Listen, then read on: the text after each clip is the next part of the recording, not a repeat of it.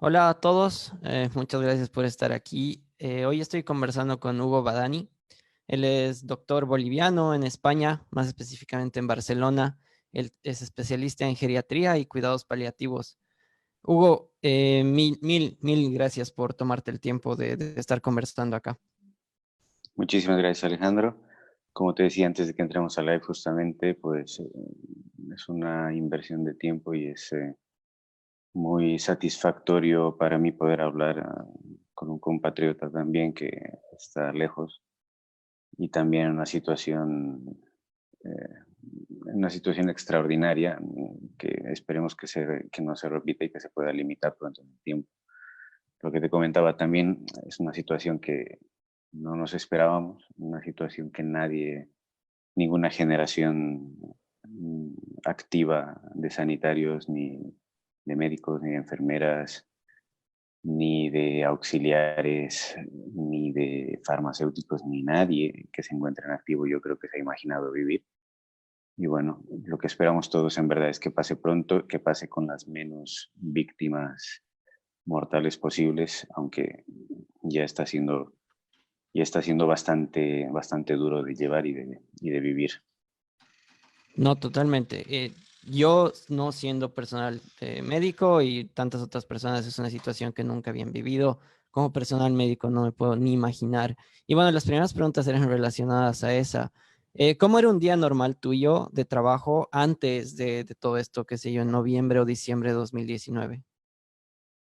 Bien, es una muy buena pregunta porque eh, ahora mismo todos los sanitarios nos hemos convertido en covidólogos, por así decirlo.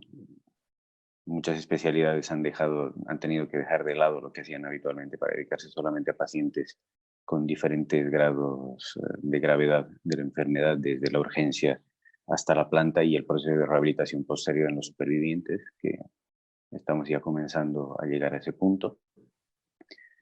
Y antes de que el mundo se dé la vuelta, en el día a día, pues eh, yo estoy ahora en un equipo de atención domiciliaria de pacientes paliativos y alterno también el trabajo con las guardias en la planta del Hospital de Atención Intermedia en el cual yo trabajo ahora mismo. Entonces, eh, teníamos como equipo de atención domiciliaria la facilidad de movilizarnos por la ciudad sin las restricciones actuales, ¿no? Y con la tranquilidad y sin el miedo de que tú puedas tocar algo en una casa o a un paciente sin que te vayas a contagiar algo y sin que te pueda condicionar eso, que tú puedas contagiar a otras personas. Entonces, principalmente eso es lo que ha afectado, yo creo, a todos, ¿no? El miedo a contagiarte, el miedo a contagiar a otras personas y además la evolución incierta que comporta la infección por el virus. Yo creo que es eso, el cambio, ese es el cambio principal que tenemos todos ahora. Ya no tenemos esa libertad de movilizarnos sin la mascarilla, ya no tenemos esa facilidad de, de caminar o de entrar a las habitaciones sin protección adecuada. Todo esto antes no existía. No, esta situación estaba limitada a casos muy, muy puntuales y era excepcional. Entonces, el ir a trabajar todos los días y la libertad de movilización que puedes tener y la facilidad del contacto humano se ha perdido en cierto grado. Ya no te saludas con la gente, ya no te das la mano. Eh, si te encuentras con gente que no ves hace tiempo, pues ya limitas los abrazos, limitas el contacto y, y eso también afecta tu manera de trabajar, quieras o no. Limitas tu tiempo al indispensable para hacer lo que tienes que hacer, ya no te puedes extender mucho más. Me imagino, además en España que ha sido uno de los países más golpeados por esta crisis. Una pregunta que también hacían antes de esto es, ¿tú tienes especialidad con pacientes que ahora son de alto riesgo, ¿no? Son adultos mayores o tienen Sí, una enfermedad previa? Eh, sí. ¿Cuál es tu experiencia en ese caso específico, con tu experiencia específico en tu especialidad? Nuestra especialidad está siendo especialmente afectada porque los pacientes que sufren infecciones por el COVID son especialmente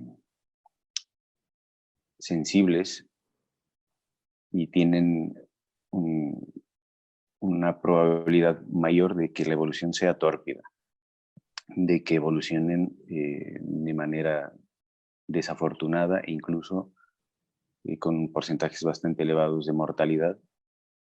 Y aunque no todos, y esto también es importante tomarlo en cuenta, muchos de los pacientes mayores fallecen en poco tiempo. Entonces es duro como persona que se dedica a los pacientes mayores, eh, que la expectativa que puedan tener sea bastante limitada en el tiempo.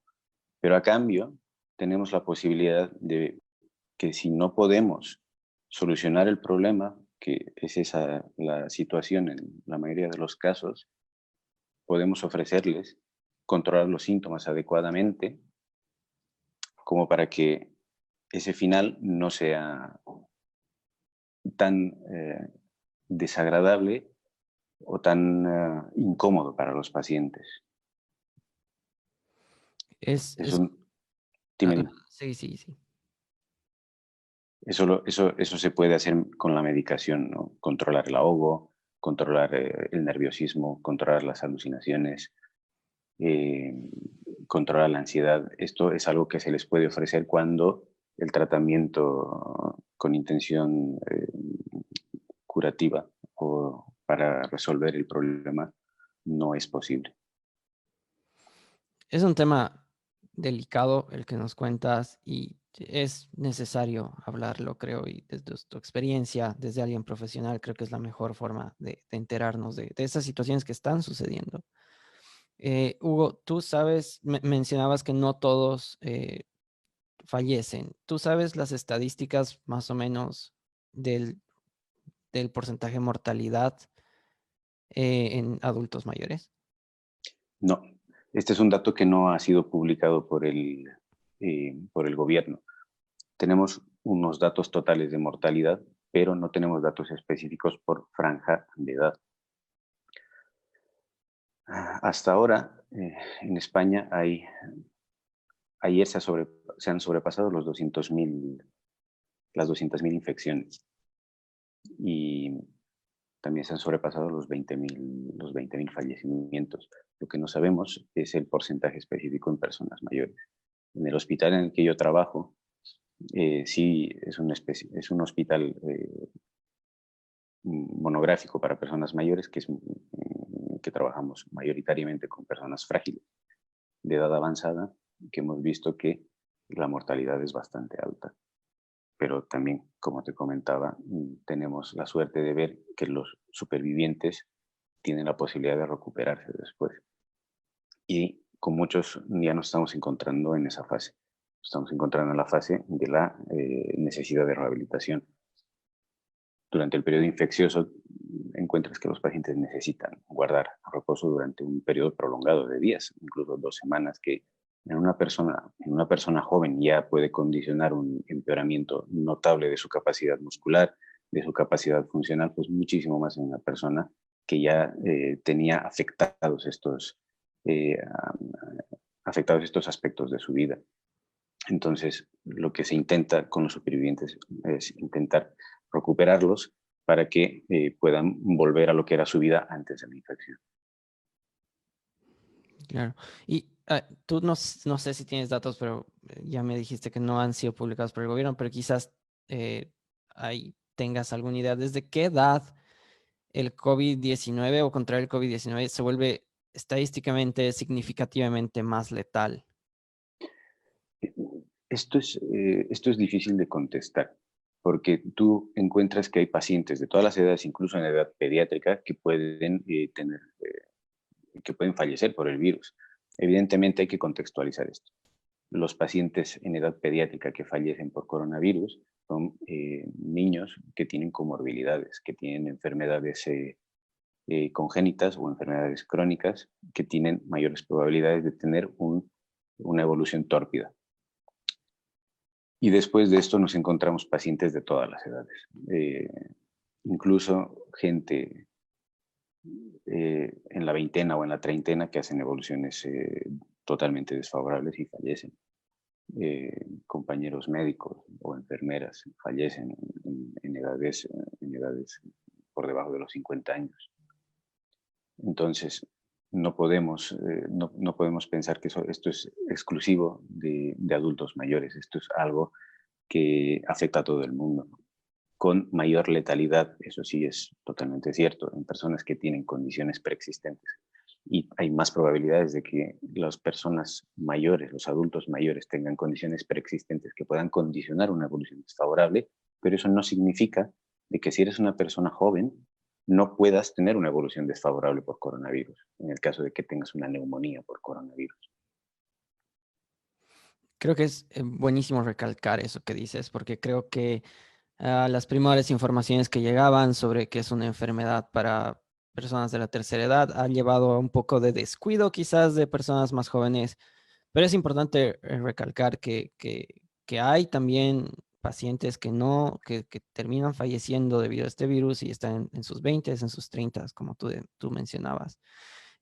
Hugo, te quería preguntar, ahorita, ¿existen medicamentos, protocolos de tratamiento específicos para este virus o cómo se trata a un paciente de COVID-19? Sí, existen múltiples protocolos y esto es variable incluso entre hospitales.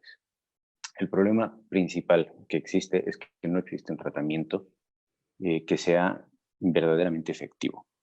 Eh, de hecho, los protocolos van mutando por semanas, van cambiando cada semana porque te vas dando cuenta de que los tratamientos o no son efectivos o tienen efectos secundarios que pueden ser potencialmente letales en los pacientes, más aún en pacientes que son mayores y que toman otra medicación o que tienen otras enfermedades que pueden condicionar que la medicación haga que tengan efectos secundarios potencialmente mortales, no tanto por la enfermedad, sino por el propio medicamento. Entonces, es muy variable y va cambiando de manera continua. No, yo creo que no se puede decir que existe un tratamiento efectivo. Si bien hay tratamientos que te pueden mejorar el pronóstico, no lo hacen en todos, no te puedes mejorar el pronóstico en todas las personas, no puedes aplicar el tratamiento a todas las personas, tienes que personalizar mucho, tienes que personalizar el tratamiento, hacerlo tailor-made para asegurarte de que le des a cada persona lo que necesita. Entonces, bajo esa premisa, eh, el tratamiento no es algo totalmente efectivo en todas las personas. Incluso siendo tratados pacientes en la misma, que están uno al lado de otro con el mismo tratamiento, la evolución puede ser totalmente distinta. Y lo más seguro, de hecho, es que los tratamientos continúen modificándose durante el curso de las siguientes semanas y durante los siguientes meses y lo que vaya a venir durante el tiempo de evolución del virus.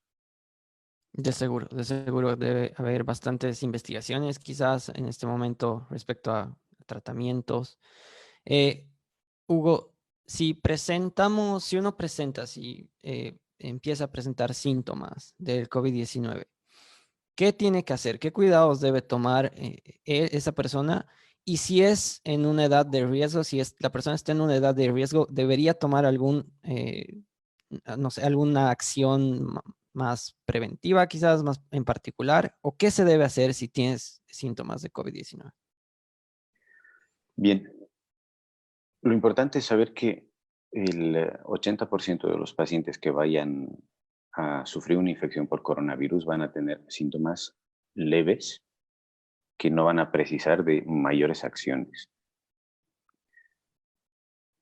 Un 15% va a necesitar hospitalización y un 5% incluso van a necesitar respiración asistida o ingreso en una unidad de cuidados intensivos. Pensando en eso, eh, por probabilidades, es más probable de que la infección que tenga una persona joven sea leve, pero no significa que sea menos contagiosa. Esto es importante saberlo. Lo importante es controlar que la temperatura, que casi en la mayor parte, hasta en el 80% de los pacientes vamos a encontrar que hay fiebre, controlar la temperatura, controlar la sensación de ahogo y como las cosas más importantes probablemente, ¿no? Porque estas van a ser las que te puedan condicionar la necesidad de que tú tengas que ir a un hospital. Si tú no tienes nada de esto, pero tienes los dolores musculares por la fiebre presentada por el virus, la propia fiebre, tienes tos, tienes dolor de cabeza y no tienes una dificultad respiratoria, lo que tienes que hacer es quedarte en tu casa. En el contexto actual es muy probable de que estés sufriendo una infección por coronavirus. Entonces, eh, en ese momento, además de monitorizar estos síntomas, el tratarlos es igual de importante. Intentar controlar la fiebre con paracetamol o con metamizol. De momento se dice que no es conveniente utilizar antiinflamatorios no esteroideos como el ibuprofeno o el naproxeno, aunque no existen estudios que sean definitorios del todo, sino más series de casos, por un lado. Y por otro lado, yo creo que lo más importante si tienes una infección leve es el aislamiento social. Evitar contacto con otras personas a las que puedas contagiar, porque es muy probable de que una persona joven tenga una infección leve, pero que su padre o su madre o su abuelo tenga una infección severa. Entonces, ese es el motivo principal por el cual las personas se tienen que tomar en serio el aislamiento social. Totalmente de acuerdo y es bueno resaltar la importancia del aislamiento social. Y sin salirnos del tema, en España creo que ya se está hablando de un desconfinamiento asimétrico, le están llamando gradual, por zonas, por regiones, por actividades económicas quizás. Desde tu punto de vista, tu punto de vista y el punto de vista médico, quizás, ¿esta situación es buena o es muy pronto? Considerando más que todo la situación crítica que ha habido en España. Bien, mm, yo creo que la mayor parte de los sanitarios ahora mismo pensamos que es muy pronto para comenzar a hacer un desaislamiento, aunque sea parcial. Nos hubiese parecido a la mayor parte de nosotros prudencial esperar hasta finales de mes, probablemente hasta finales de abril. Porque si bien ahora está comenzando a bajar la curva de contagios y la mortalidad también está comenzando a disminuir, lo digo muy claro, está comenzando a. No es que hayamos llegado a una situación en la que relajarnos en exceso sea prudente. El desconfinamiento parcial o escalonado lo que busca es eh, iniciar, como tú comentabas, iniciar algunas actividades económicas o con finalidad económica, como la construcción, por ejemplo. Y más adelante, probablemente lo que harán será comenzar a abrir colegios y universidades como ya los últimos pasos. Y por último, las actividades de ocio como los bares o las discotecas, que son focos potenciales de contagio. Entonces, nosotros pensamos con bastante convencimiento de que si es que se va a hacer un desaislamiento, se va a comenzar a reducir las medidas estrictas de aislamiento, la población tiene la obligación de mantener el distanciamiento social con todo y esto. La utilización de mascarillas, creemos que es muy importante, que es también el motivo por el cual se han comenzado a distribuir ya incluso en los transportes públicos aquí, y la distancia de seguridad. Hugo, y esta pregunta que también creo que es importante para que muchas personas las sepan. Eventualmente se va a salir de las cuarentenas. No se puede vivir más tiempo de esta forma, si bien es lo necesario ahora. Pero la pregunta clave es, y lo que no muchos se están preguntando, muchos saben, ¿qué va a pasar el día después? ¿Ya no hay COVID-19? ¿O qué va? ¿Cuál es el mundo al que se está saliendo? ¿Qué precauciones médicas quizás sigan existiendo? Bueno, lo que tenemos que tener claro es que cuando se relajen las medidas de aislamiento no va a significar que no exista un peligro de infección. Entonces, como ya se está haciendo aquí, es adecuado que el desaislamiento progresivo se realice de esa forma. No pueden volver todos a la calle de golpe. Tiene que ser de manera escalonada. Eh, yo creo que a nivel social esto también será significativo porque después de esto, como no va a significar que el virus haya desaparecido, tenemos que mantener, eh, evitar el contacto. Yo sé que es complicado porque al principio las personas estamos acostumbradas a darnos la mano cuando nos saludamos, o darnos besos para saludarnos y para despedirnos. Pero esto yo creo que es algo que tenemos que limitarlo y que se va a tener que limitar en los siguientes meses. Y es inevitable, por mucho de que se retire el aislamiento, el confinamiento, la gente tiene que ser prudente y evitar el contacto que es innecesario. Ahora, en Totalmente. verdad, yo creo que es un acto educado y de cordialidad con la otra persona y de respeto por la otra persona, no tocarse. Sí, no, el tema cultural ahí influye mucho, especialmente en Latinoamérica, en España creo que es similar, en algunas partes de Italia también, pero no hay que verlo como una ofensa personal, ¿no? Es una acción que beneficia a todos.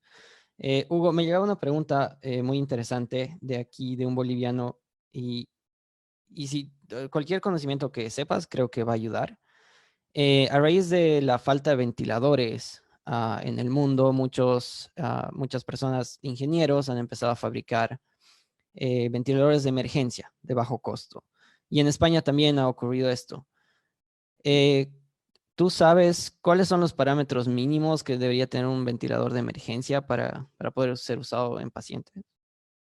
Bien, yo creo que no soy la persona más indicada para dar estos datos porque yo no me dedico a urgencias de manera específica, no me dedico a cuidados intensivos y tampoco a la neumología de manera específica.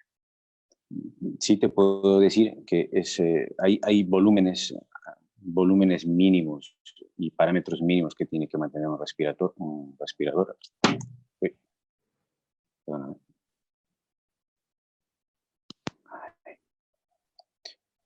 Eh, Como mínimo, tendría que tener la posibilidad de administrar una FiO2 de hasta del 100% con un mínimo de 60, un volumen tidal de hasta 4 litros, entre 2 y 4 litros con un mínimo de 75 si estás pensando que puede ser útil en pacientes pediátricos, eh, una PIP de 2,5 hasta 10 milibares. Hay parámetros que, como te digo, son los mínimos que tendría que poder administrar un ventilador.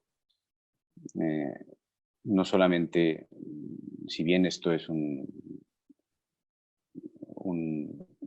aparato diseñado por ingenieros, yo creo que tienen que tener como interconsultores a médicos de cuidados intensivos para poder desarrollarlos de manera adecuada y que se pueda y que puedan ser útiles, ¿no? Y que puedan salvar vidas verdaderamente. Sé que en Bolivia también se está comenzando a hacer esto y mi consejo sería este. Yo me imagino que sí, porque la lógica nos lleva a pensar de que no solamente tienen que tener una parte de ingeniería que es muy fina, pero también la parte humana y práctica, que es para lo que están creados, nos obliga a pensar, nos obliga a preguntar a los médicos que se dedican a esto. Buenísimo consejo. Más bien, gracias Antonio por la pregunta y por el interés, porque me imagino que justamente eso es lo que están intentando, ¿no? Consultar con un médico, pero tienen que hacerlo con las personas adecuadas. Pero Hugo, mil gracias. Los datos que has dado seguro van a servir a las personas que entienden de estos temas. Hugo, te quería preguntar, en Bolivia ahorita hay una controversia por el hecho de los tests. ¿Cómo se hacen los tests en España? ¿Cómo y a quiénes se realizan? Bien, han habido varias fases de realización de los test. Al principio solamente estaban haciendo a los pacientes que tenían síntomas y que han sido prácticamente todos los que han ido dando positivos.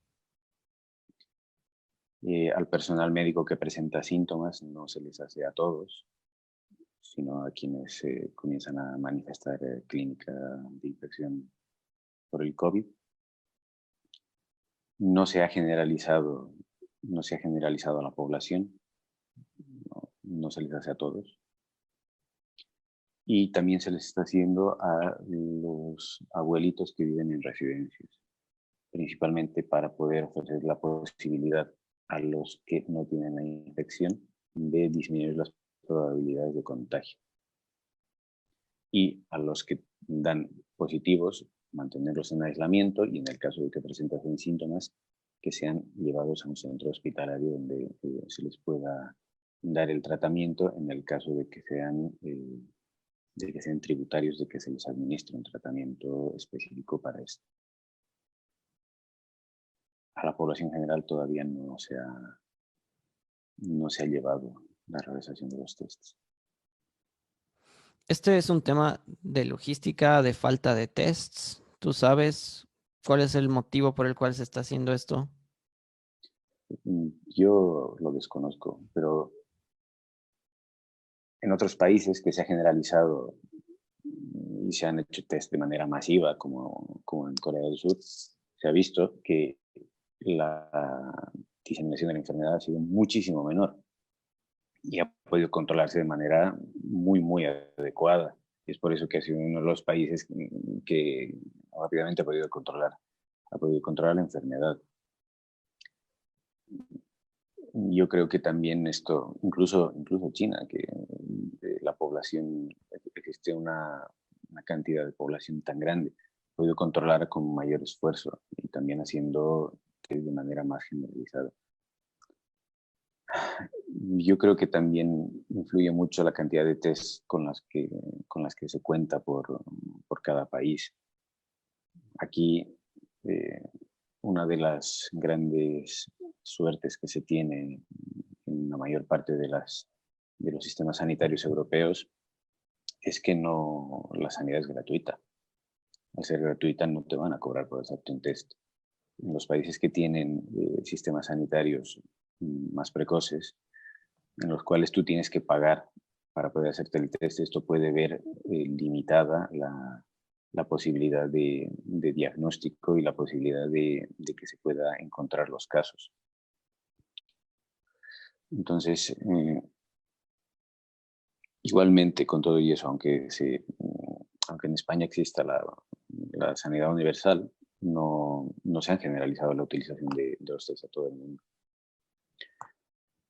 Sería ideal para que más adelante se pueda identificar y disminuir el contagio de esta manera.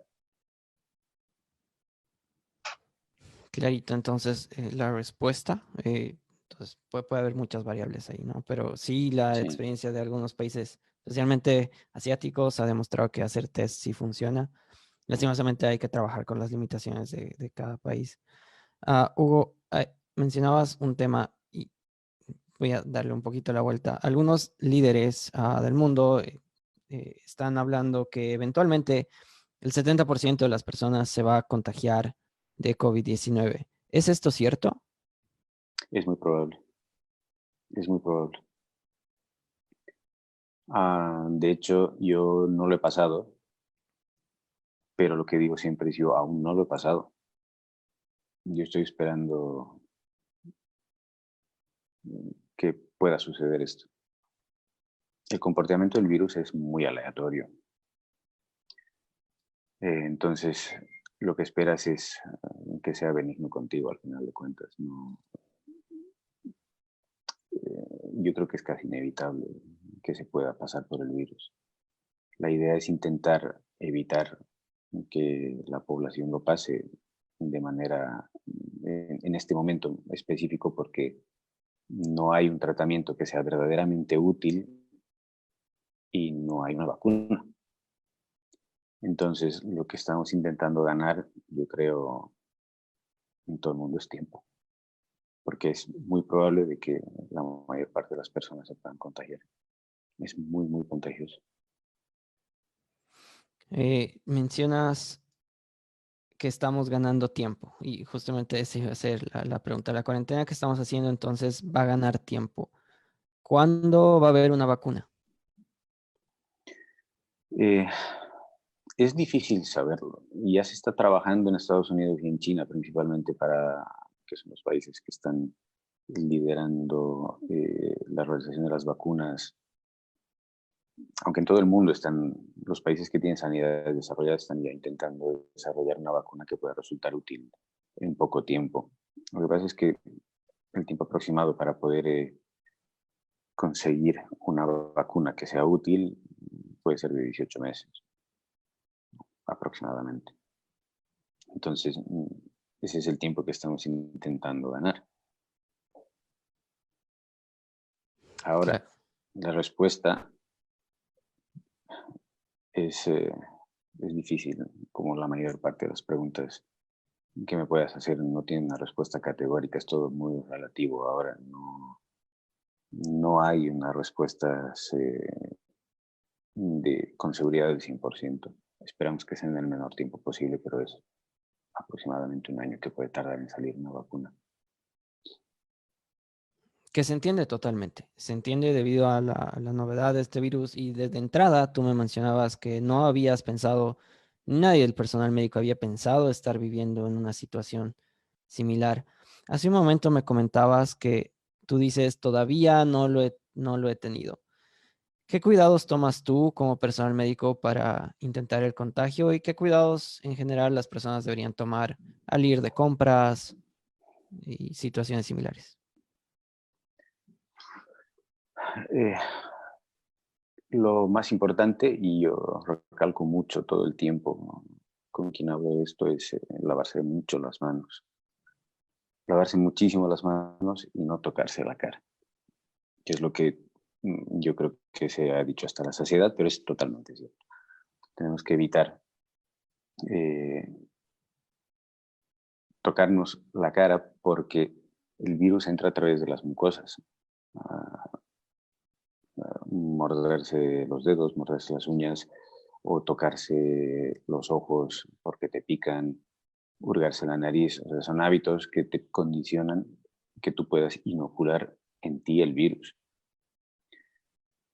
sin darte cuenta. Entonces, la prevención más importante es la del lavado de manos de manera continua. Cuando uno sale a la calle, lo primero que tiene que hacer al volver es lavarse las manos. Es lavarse las manos. Y la utilización de geles hidroalcohólicos por encima del 60% también es útil. Mantener las manos limpias yo creo que es lo más importante. Y la distancia, en el caso de los hábitos diarios, de salir a comprar o de ir a por el periódico o sacar a pasear a tu perro, lo importante es mantener la distancia con otras personas. El virus se contagia eh, a través de las gotas de saliva y se queda y puede quedarse activo en superficies, que las superficies que te pueden transmitir el virus se llaman fomites. Los fomites son lo que tú puedas tocar. Eh, el pomo de la puerta, el botón del ascensor, el interruptor de la luz. El virus puede estar allí. Entonces es importante lavarse mucho las manos, principalmente cuando estás volviendo a tu casa, y mantener una higiene adecuada en la propia casa con las cosas que te entran. Ok, buenísimos consejos. El lavado de manos, entonces, súper importante. No, no está de más recalcarlo, por más de que ya nos lo estén diciendo por varios medios. Hugo, yo ya no tengo más preguntas, pero sí quería hacerte llegar varios mensajes que me habían llegado y ahora también en los comentarios. Muchos mensajes de fuerza, de apoyo hacia ti. Diego Suárez dice, todo un capo, saludos de Bolivia. Y quería hacértelos llegar, porque me imagino que no es una situación sencilla la que tú estás viviendo día a día. Diego, yo solo quería agradecerte, Hugo, perdón, por tu tiempo y, y nada, no sé si tienes alguna palabra, algún consejo más que quizás no hayamos hablado. Yo lo único que le puedo sugerir a la gente de Bolivia, pensando que nuestro sistema de salud es frágil, mm, lo que tenemos que intentar es no forzarlo. Y para no forzarlo tenemos que cuidar el aislamiento social, quedarnos en casa, salir para lo que sea estrictamente indispensable e intentar ser fuertes en ese sentido, porque es muy tentador salir a la calle cuando estás muchos días encerrado, pero eh, es imprescindible mantener el aislamiento social para que esto golpee con menos dureza. Tenemos la suerte de que nuestro país de momento tiene pocos casos diagnosticados. No sé verdaderamente cuál es el número verdadero de casos que tenemos, porque me parece que se ha llegado a 500 casos hace poco. Pero esto es importante saberlo. No porque hayan 500 casos diagnosticados no hay más. Pasa lo mismo aquí. Hay 200.000 casos diagnosticados, pero es probable que existan muchísimos más. Entonces, esto sucede porque la gente no, no cumple adecuadamente con la distancia. Yo animo a la gente a que sea fuerte, a que sea disciplinada y que intente quedarse en casa. Ok, muy buen consejo. Creo que todos debemos seguirlo. Solo para ahí acotar, en Bolivia ahora hay 565 casos, pero como tú dices, que los datos oficiales digan eso no es necesariamente el número real, como pasa en España, como pasa en todo el mundo, ¿verdad? Hugo, te quiero agradecer otra vez, mil gracias por tu tiempo, por todos los consejos que nos has dado, por toda la información que nos has dado. Te mando un fuerte abrazo. Muchísimas gracias, Alejandro. Un abrazo muy grande hasta Bolivia a toda la gente y esperemos que todo esto pase pronto. Mucha fuerza a todos. Así esperemos. Adiós. Chao, chao.